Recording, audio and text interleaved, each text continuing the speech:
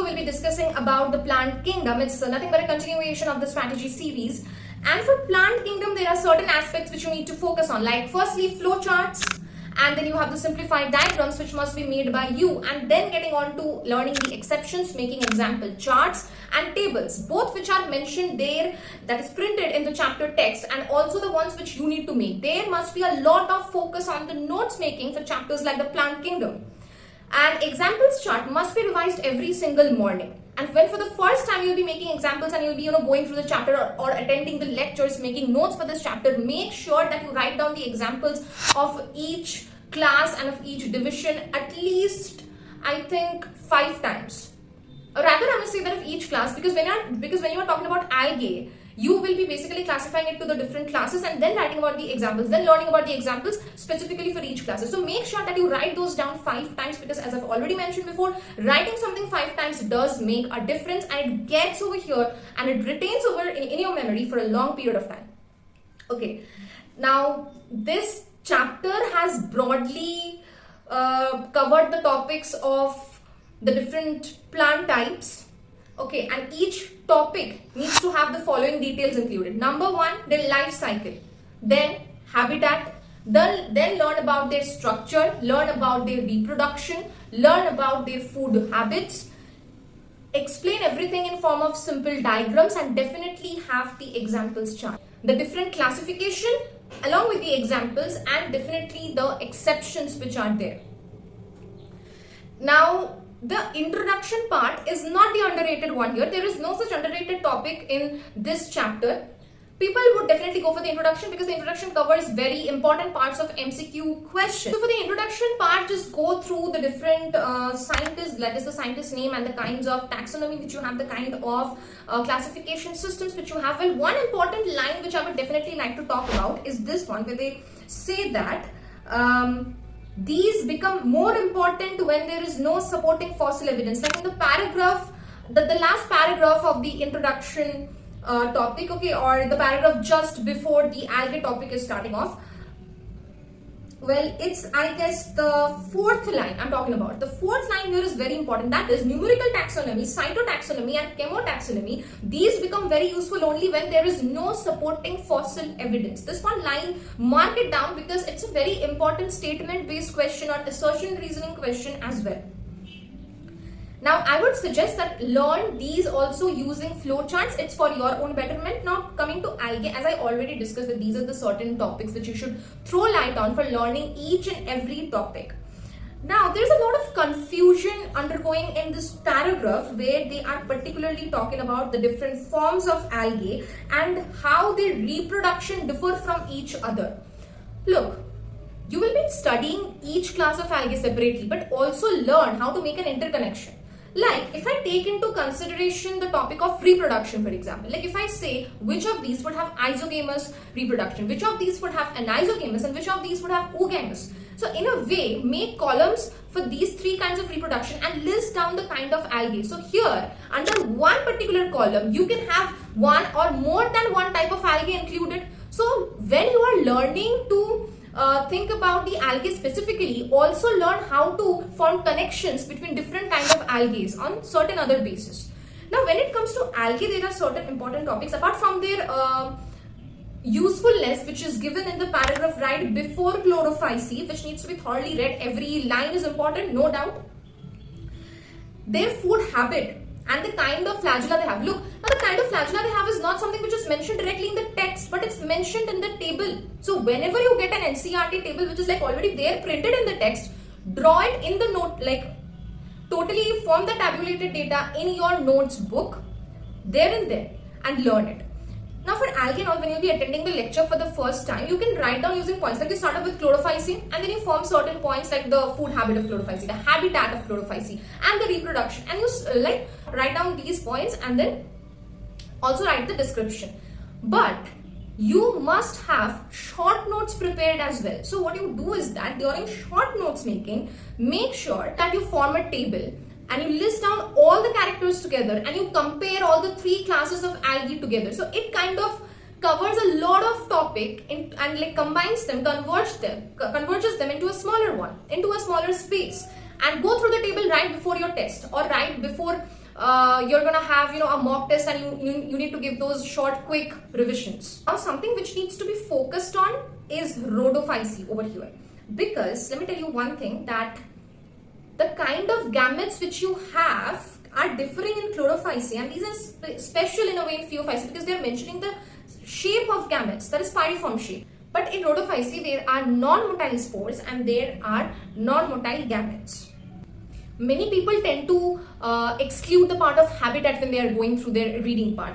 But I think it's very important, because a lot of questions, a lot of MCQ statement-based questions came from this one line, that is, where are rhodophycy found? Like, they are found both in the well-lighted regions, that is closer to the water surface, and also at great depths in the ocean. But there is one particular thing which needs to be mentioned, that is warmer areas only, or rather mostly in warmer areas. And the habitats are also specifically mentioned in the one table which you have got, so definitely go through that as well.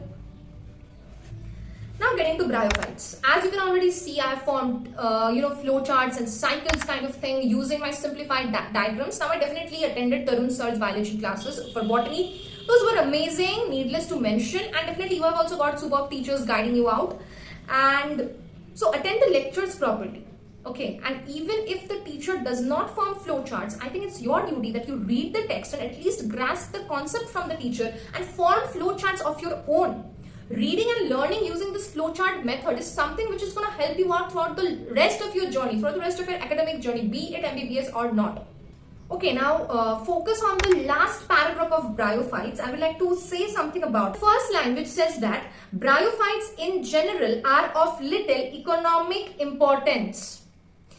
Now in MCQs, in statement-based MCQs specifically, there was this thing which mentioned that bryophytes are of little ecological importance. Do not confuse them. Bryophytes are a lot of, bryophytes give you a lot of ecological importance to focus on, but they are of little insignificant economic importance. So make sure that you read through the question properly, and also that your concepts must be cleared. And the advantages which you get out of bryophytes, they must be remembered. Okay, like they have classified it down. Like firstly, they talk about sphagnum, and they also talk about the other mosses and how overall they help you out. Now for liverworts and mosses, you are going to read it that specific way. You're going to go through the examples, you're going to go through the habitat, you're going to go through the life cycle which they form. Now although liverworts and mosses, they two together belong to one category, that is the category of bryophytes, still you would see that liverworts and mosses have got significant differences. Mosses are more evolved and they have more specified features which are mentioned in the NCERT. And also one other point which I don't know whether it's mentioned or not, that is liverworts have unicellular rhizoids, but mosses have multicellular rhizoids. Like our teacher told it to us, and maybe you guys would know it too, but I'm not quite sure if it's mentioned in the NCERT, like in the latest version which you have gotten. Now getting to pteridophytes.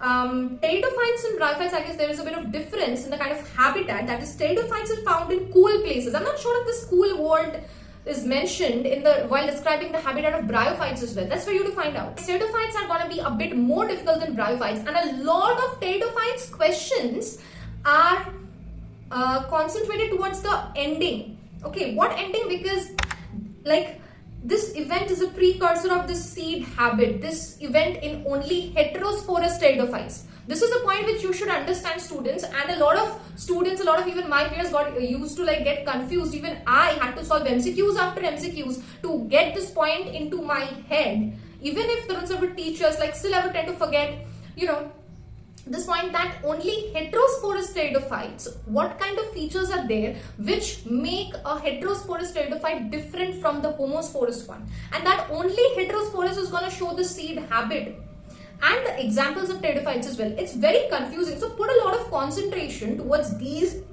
ends of pteridophytes, and definitely you're going to have the basic life cycle, habitat and exceptions part. Now getting on to gymnosperms. Gymnosperms are even more complex, right? Even more complex than pteridophytes.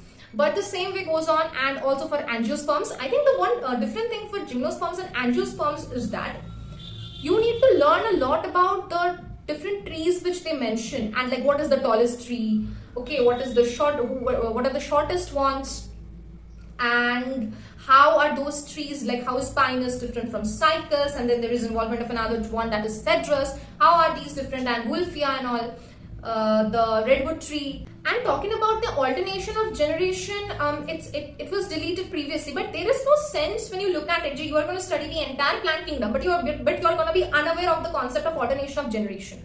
Definitely go through it. I don't know what NMC is going to do with the syllabus this year, but it's not a topic to be left, because if you are planning on to do the entire plant kingdom, you cannot start the plant kingdom without having the idea of alternation of generation. Even though it's mentioned towards the end, you must know what is the gametophytic generation and the sporophytic generation. How else are you going to even start studying about life cycle, right? And for that, I would like to mention one thing, that write down or make a table about the ploidy. That is, like I had done it specifically for bryophytes. That is the what is the ploidy of the gametophyte? What is the ploidy of the antheridium, the antherozoid, the archegonium, and the axil?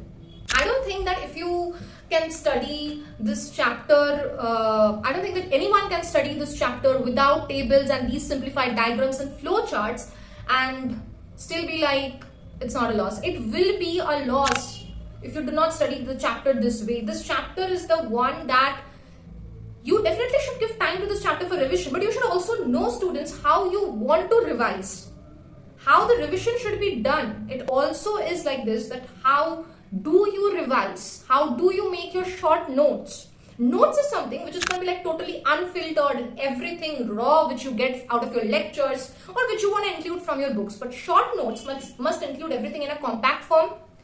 The last minute brush up ideas should be there. Like it should have the tables and the flow charts, the simplified diagrams, and it should also have those small statements from NCERT which are mostly ignored by people, but you feel like that is actually an important statement, an underrated statement. I tried mentioning about these, the ones which I thought or which were overlooked by me often. I talked about those in this video. If you do find this useful, hit the like button. And in the next video, we'll be discussing about one other chapter like this. Thank you.